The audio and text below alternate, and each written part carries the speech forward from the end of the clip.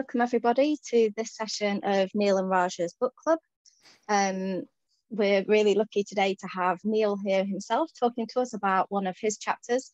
And this chapter is going to be looking at Is My Baby Affected? Assessment and diagnosis at birth and during infancy. So I'm going to hand over to Neil, who can introduce himself, and then he's going to run his presentation. Thank you very much for that introduction. I'm delighted to be able to be here today to just really talk about the problems at birth, really, and about early diagnosis and about kind of how we manage that situation. My normal day job is as a neonatal paediatrician, so a paediatrician who just specialises in the newborn. So that's where I'm coming from in this perspective. And this chapter really follows on from the last one that I did, where we were looking about how alcohol can affect the fetus. So is my baby affected was the sort of question that I'm asked sometimes by parents, by foster parents, as a result of what's happened. And that seemingly simple question is actually sometimes quite complex to answer and is wrapped up in about the issues concerning the diagnosis of FASD. And I think part of that problem is related to the issue that exposure and the impact of exposure, what happens as a result of exposure to alcohol in pregnancy, aren't the same things. And whilst we spend a lot of time talking about exposure and what that means and how much that is and all of those things, and in many ways that's the only thing we can assess during the pregnancy and intervene to try and help mothers in that situation. It's actually, as far as the baby's concerned, the impact of that exposure downstream when they're a little bit older. So it's important to emphasize that these things are not the same. And we already know that there's a very variable differences in outcome for what can seem quite similar levels of exposure. And I kind of showed this slide in my last talk, but I think it emphasizes really that what actually happens in the future for any individual baby is a composite from not only any alcohol that they might have been exposed to during the pregnancy, but there might be adverse effects from other adverse circumstances during pregnancy as well. People can talk about often the ACEs, adverse childhood experiences, but those can happen during pregnancy. And there can be other adverse things that can happen during pregnancy as well, such as maternal illness, and also sometimes exposure to other drugs. And then balancing that, we have protective effects. So that's things like genetics, metabolism, diet, and the particular pattern and of the alcohol exposure, but also I would say alcohol history can affect it, because how quickly mothers process and metabolize alcohol as a result of their previous alcohol use can affect how quickly it clears from their body, for example. So there's lots of things there, and I'm not going to delve into that into any more detail, except just simply to explain that that accounts for a lot of the variability that we talk about and experience, and why exposure isn't the same thing as the effects of that exposure on children later. And then, of course, the second big problem is that as a result of that exposure, there might be an impact, an influence on the nervous system, which we might not see for many, many years until primary school age, or sometimes even after primary school age. And into that also comes things that can also happen during childhood, which can also influence and affect outcome. So there's lots of complex things that go into that, but it means that it's really tricky to make a diagnosis of a future neurodevelopmental difficulty when you're so early in a child's life. And you know, it's kind of saying the obvious, and I sometimes have used this explanation that you can't make a diagnosis of dyslexia until a child is old enough to read. And I think most people understand that concept and then can see what I mean by that. So I think an important question is, well, how do we identify babies at an early stage? And I think there are kind of, I suppose, broadly 3 categories you could do. Firstly, you could try and look at any baby that had had any prenatal alcohol exposure. Secondly, you could try and sieve out those babies who might be most at risk.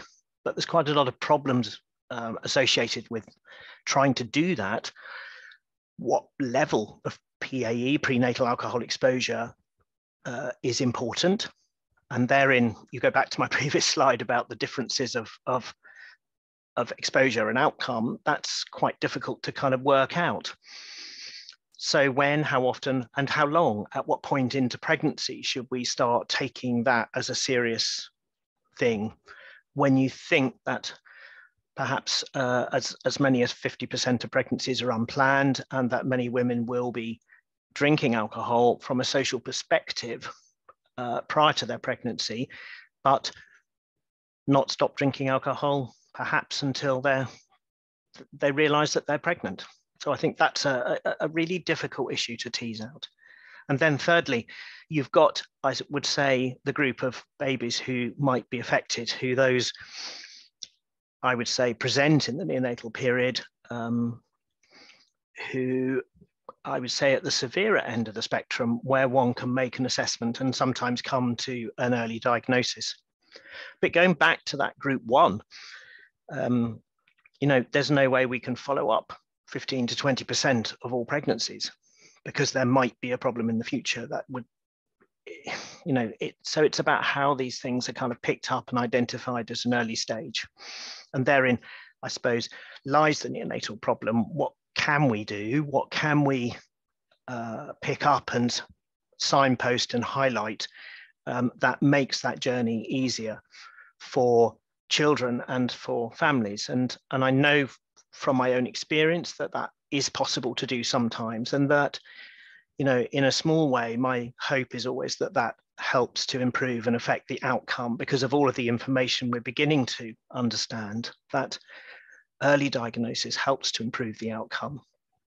Because one of the important factors there is it helps to, with greater understanding, but reducing adverse impacts, creating and adding to that picture.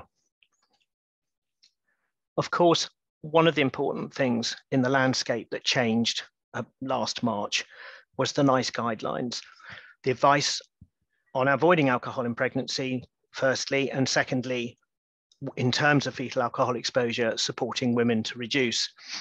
And, you know, whilst it's easy to say, actually, now the NICE guidelines are in that everybody should be doing that instantly, you know, of course, the reality is that that is a slow burn as people begin to incorporate and make those guidelines within the context of maternity services. And you will be aware from a lot of stuff in the news about how maternity services are really suffering at the moment, and staffing and all of that sort of thing. And, you know, so I think one hopes that gradually over the next year or two, as some of those resource factors on maternity services and outcome become addressed, that these things become automatically incorporated, because they have to be, into that process. So I'm hopeful that we will really start to see change happening. So from the baby's perspective, potentially, assuming everything's perfect, we know that we can record exposure, and we should be aware of that in a perfect world. But of course, we can measure growth. We can also look at features. But of course, at that stage, as I've said already, we can't determine what the future neurological outcome should be. So that's where I'm interested really in terms of trying to understand what early markers there might be in terms of looking at the impact on the nervous system and whether those things might be predictive of future problems. One of the ways we can do that is to measure the head circumference. It's pretty crude, and microcephaly, of course, would be one of the defining factors. So I think the neonatal role, from my perspective, is trying to identify babies who might be affected due to microcephaly by adverse growth. And although growth is not form part of the diagnostic pattern and pathway for diagnosis for FASD, it was removed from the Canadian guidelines some time ago. I think what growth does tell you is the impact potentially that alcohol can have had on a baby during its time in the womb. And so I think it is telling you something that's useful and telling you something that it's important. There are, of course, lots of reasons why babies can have restricted growth in the womb as well. So some kind of oversight and understanding about other potential causative factors there is useful. One of the things I've tried to do for a long time is to do routine brain scans on babies that have had significant alcohol exposure. And that's where I'm particularly interested in looking to see whether with those scans we can pick up particular markers of the impact of prenatal alcohol exposure. And the area I've been particularly interested from a research perspective is looking at the corpus callosum, which is that, can you see my mouse moving on the screen? Which is that little area in the middle of the brain, a white matter tract that links together a lot of the parts of the brain. We've also been involved in doing some photographic assessment, and although I presented previously some 2D work using the standard technique using 2D photographs, I've been involved with looking at 3D work to try and pick up and analyze more subtle things that might be present in the face. And this particular picture here is an example of that, of a baby who has been significantly affected by prenatal alcohol exposure. And what the color is showing you, the green is normal, if you like. The red is showing you that this is statistically different from the normal face of babies of that size and gestation. And it's showing you not only the traditional areas where you would expect to see around the eyes to be affected, but also the midface, and also a small jaw as well being important in that perspective. So these are things that might come, and I'm hoping that we'll be able to get our study published during the course of this year. But at the moment, in the baby, in the neonatal period, FASD diagnosis is only possible with the presence of microcephaly or an abnormal scan. I've put in the book, in the chapter, details of how to go through a full assessment and what I would recommend, and that might involve exclusion of other potential causative factors. Sometimes we consider chromosomal investigations, for example, and there might be other aspects associated with the pregnancy that are important to take into account, but that's what I would see as being ideal in terms of the assessment of a baby at birth. So I think the second role is identifying the at-risk babies for future follow-up. That's problematic because although within my own specialty in neonatal medicine, the follow-up of babies at risk of future developmental problems from prematurity or from oxygen starvation at birth, that's enshrined in our neonatal follow-up clinics. We've been doing it for years. It's an expected pathway and it's expected pattern. But what we find is that although there is the potential to make the, in inverted commas, diagnosis of a baby at risk of FASD in the future, most neurodevelopmental services are not commissioned to see babies that do not have an identified neurological or neurodevelopmental difficulty. So that is an issue, I think, to potentially address, and causes me a little bit of frustration. And then, of course, I think really key from my perspective is the transfer of relevant information to the baby's records. And I think that's important. And I try really hard, particularly in when I'm involved in potential adoption, to make sure that that information is passed through and transferred. Perhaps in the future, we need to develop a more nuanced approach to that. And I think there's been a little bit of understandable kickback from women's rights about the potential impact that that has on women's rights. In practice, I don't see that as a problem. Most mothers that I talk to in pregnancy in our substance use clinic want to do the best. They want the best for their baby and are happy for that to happen. So I don't, although everyone makes it a problem, I don't see it as a problem in practice. However, there are ways I think we can, looking forward, we can transfer that information in a more nuanced way without containing personal information. It contain, for example, practical or factual information, which I think would be helpful.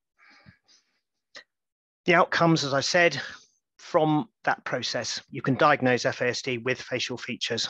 You can diagnose it without facial features. That's pretty unusual in the neonatal period because you need a little bit more to pull in because you haven't got the neurological issues that you can fall back on. Or thirdly, what I've just discussed, at risk for neurodevelopmental disorder and FASD associated with prenatal alcohol exposure. Perfect. No, that was great. Thank you, Neil. Just to remind everybody that this is going to be on YouTube, and if you've missed any of the sessions, you can see some of those sessions available on YouTube. And there will also be an easy access document made out of each of the different sessions that we're running. So do check those out as well.